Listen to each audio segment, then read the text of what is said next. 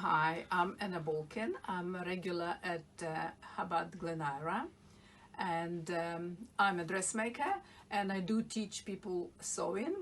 And today I'm going to show you three easy tips to make home tailoring easier.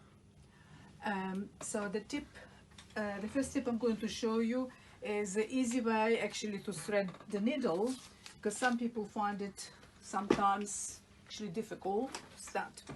So if you have the needle, always choose the needle with a longer eye, because that will make it easier for you. Because some needle have very tiny eyes, so you choose the needle with a longer eye, but it shouldn't be a thick needle. You need actually a thinner needle, but with a longer eye. Right?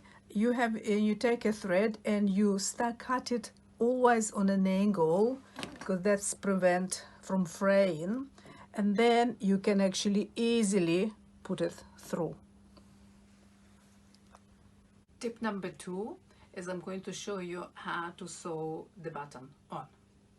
So to sew the button on, I take 4 threads. Rather than having 2 threads like we normally thread, I make it double to make it stronger, actually, because you want your button to sew on stronger, that you're not going to lose it. And you make a knot at the end. You have your button, and of course you will know where it's going to go. And before I start, I put the needle on my right side, right there with my knot on the right side, and then I go right exactly next to the same spot again, and then I start putting the button, because you want the inside to be really nice and tidy, not to be too messy. And then you, with your thread, you go in and out, you're holding it tight, and you make sure you go right close to the same spot, not exactly the same spot, but close to, so it makes no mess. And hold it firm. Do not let it go. Hold it firm. And you go in and out as many times as you think should be secure. Each time you make sure you pull the thread really tightly, that it doesn't leave any loose threads at the top, because it doesn't look nice. Each time, every single time, it should be nice and tight. And when you feel like you had enough on one side, you go to the next one and you repeat the same, nice and tight, every single time. You continue. But having done, once you finish, you feel that your button sits quite secure, you come on the inside with your needle not through the button, and the inside, and you create a little bit of a shank, right? You tightly wrap it around, really nice and tight a few times. Go through the thread,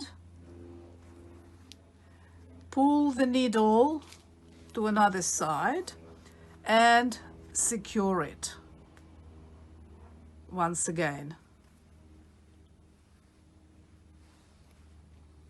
And there we go. And cut your threads really close to, and you have your button stitched quite firmly and with no mess on the inside.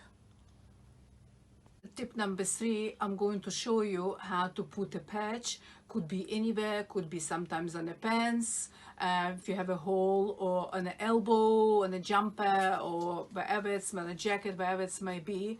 It's an easy way to put a patch. Could be actually quite decorative, because you can use a contrast color, or a piece of leather, or a denim, or anything suitable, and stitch it in a contrast color. It may make it as a feature.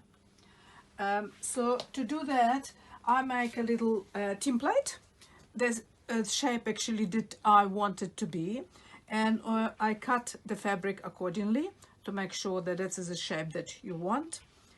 And then you're going to, on the machine, if you haven't got the machine, you could do exactly the same thing by hand. So I'm just going to thread the machine. Okay. And because we have an oval shape, we need to actually make it easier for the next step. We want to stitch it all around, all around. We want to stitch it all around.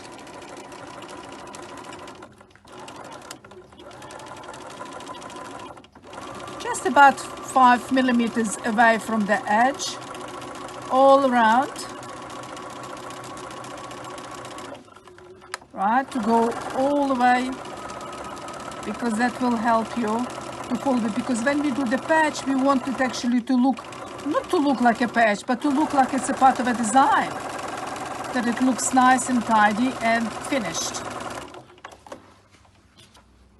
Right, then having done that, then you're going to fold this, because you don't want all these fraying edges to be on your patch, on your pants, on the jacket. Then we're going to fold it and stitch it again right on the fold, right on the fold, without creating any pleats, tucks or gathers.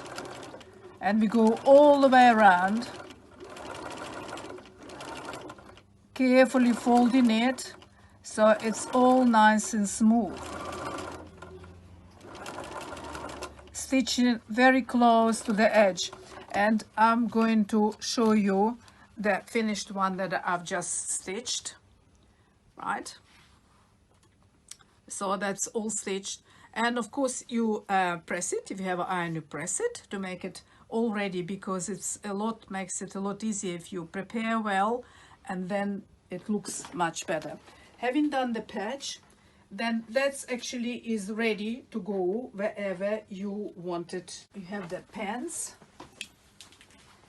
and you decide you're going to place it there, then it's going to be placed, and then you're going to stitch all around. Or for the same matter, it can go right on a sleeve, and you can stitch it on the sleeve, and you can decorate it in a denim color thread or orange color, and then it looks like a feature.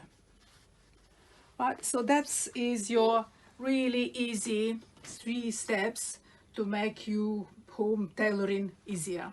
Thanks for listening.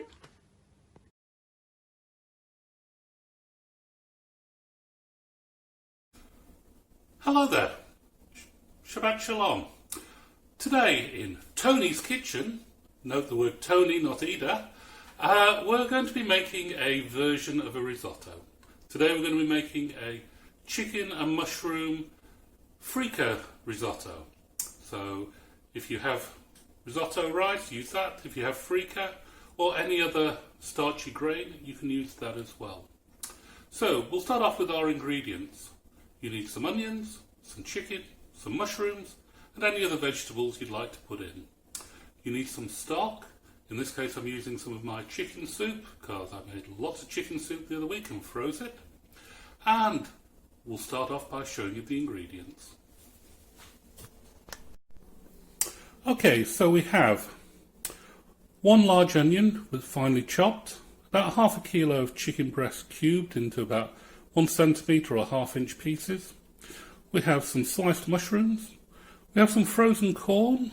We have some Freekah, or you could use risotto rice. Ida and I both like chilies, so there's a lot of hot chilies in there, and a couple of cloves of garlic, and we're going to fry it all in some very nice olive oil.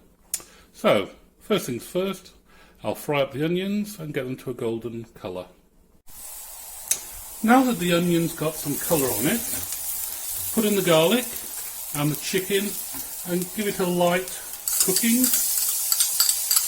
You don't need to completely cook the chicken because it's going to be in stock for a while, and that will continue the cooking. But put it all in and give it a good stir. Stir for a couple of minutes before you carry on.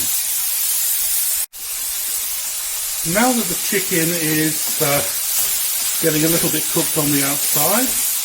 You can add the Freekah or Risotto and stir that through for a few minutes, making sure that it all gets covered in some of the oil. Very important that, otherwise it will go very, very stodgy. And we'll be back in a couple of minutes.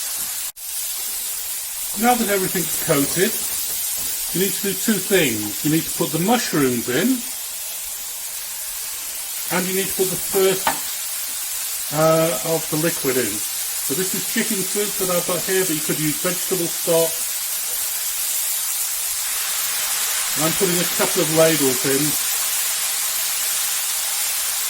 and stirring it all through. Back in a moment. Now, once all the liquid's been absorbed, put in a glass of white wine. And also, we like chilies, so I've got a couple of sliced chilies here. Stir it through, and then once all the liquid's absorbed, add another ladle of stock. Again, we can see all the liquid has been absorbed, so put in another ladle of stock.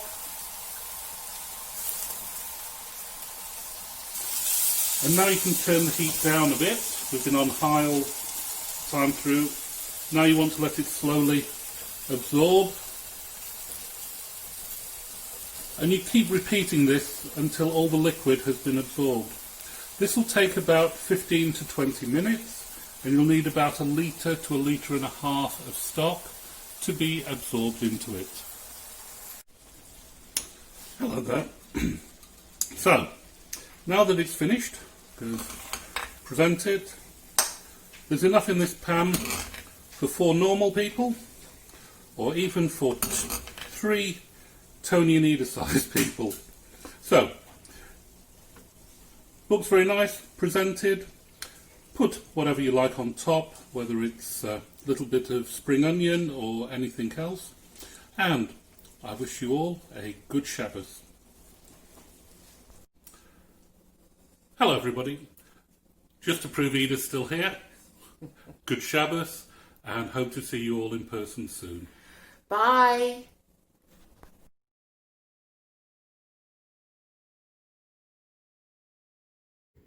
This week's Parsha, Chukat-Balak, has a number of interesting and important lessons. The first Parsha contains the law of the red heifer, which purifies a person after contact with the dead. The second Parsha involves the Moabite king, Balak. In Parshat Chukat, Moses strikes the rock rather than speaking to it for water. The symbolism and life's lessons are very powerful. Moses is angry about the rebellious Israelites who spent 40 years in the desert. He loses his temper and he strikes the rock. Water gushes out. However, as a punishment, God tells him that neither he nor Aaron can enter into the promised land. The people had not sinned. Moses was their leader. They simply were thirsty and needed water. God was not angry with them. However, a leader must be a role model, and that is why Moses was punished so heavily for his failure to stay composed. Possibly someone else would have had a much lighter punishment. Aligned with this is the lesson of anger management. Maimonides stated, Judaism is a training in emotional intelligence. Healthy emotions are essential to a good and happy life, but temperament is not something we choose. Some people just happen to be more patient, calm, generous, good-spirited, optimistic, and the like than others.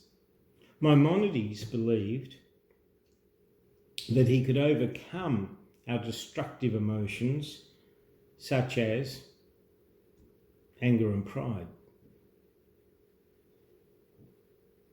In addition, Maimonides says by losing his temper, Moses failed to respect the Israelites and might have demoralized them, giving them the impression that God was angry with them was a failure to sanctify God's name. It has been said, the life of those who can't control their anger is not a life. When a person becomes angry, if he's a sage, his wisdom departs from him. If he's a prophet, his prophecy departs from him. What is dangerous about anger is that it causes us to lose control. It activates the most primitive part of the human brain that bypasses the neural circuitry we use when we reflect and choose on rational grounds. A person loses the ability to step back and judge the possible consequences of his or her actions.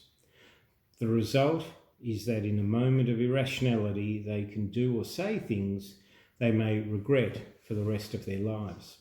For that reason, rules Maimonides, there is no middle way when it comes to anger.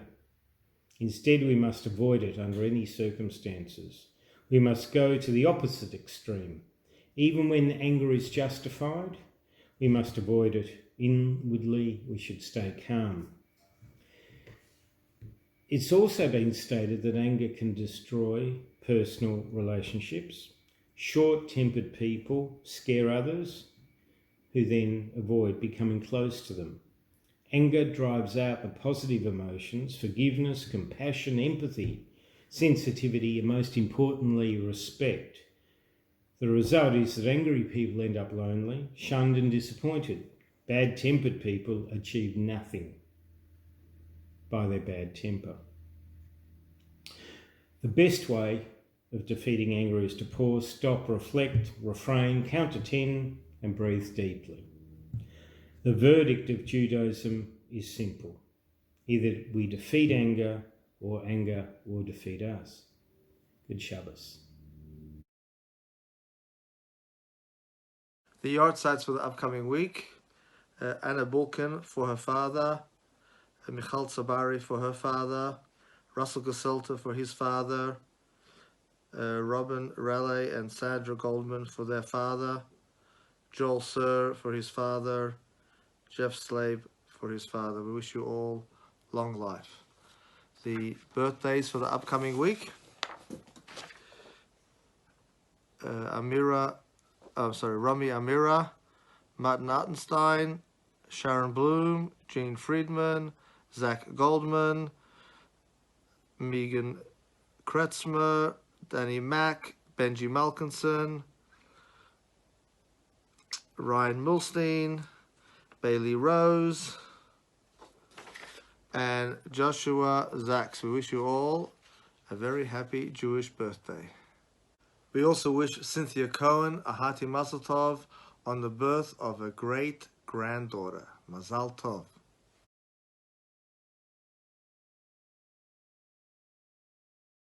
This Thursday night, 7:30, we will have our final episode from Sinai Down Under, episode 4. The previous episodes have proven to be extremely informative, inspiring, and uplifting. So if you've missed out on the past 3, don't miss out on the final one. This one we are featuring bold and emotional stories from rabbis and rebbitzins of outlying communities in Australia. We'll also hear from the Chief Rabbi of South Africa on his vision of Jewish continuity. And also we will hear from Rabbi Shais Taub on tools on how to deal with anxiety and crisis. So this Thursday night, 7:30 p.m., go to sinaiDownUnder.org.au/live.